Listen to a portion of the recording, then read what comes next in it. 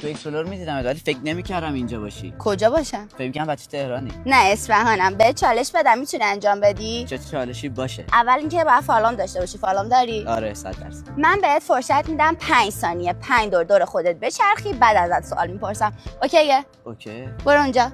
5 ثانیه؟ آره 5 دو. این شکلی؟ آره برو. سرم گیج میره. تارنی. برو 1001 1002 1003. اوکی کافیه. با اول اسمت 3 تا اسم غذا بگو. 1 2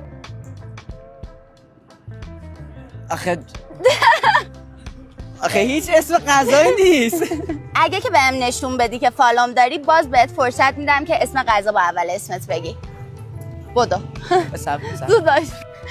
همه ثانیه ها رو از دست دادی. نه الان اومد اینا اصلا آوردمش بالا. قبول نیست بابا تو 2 ساعت پیج منو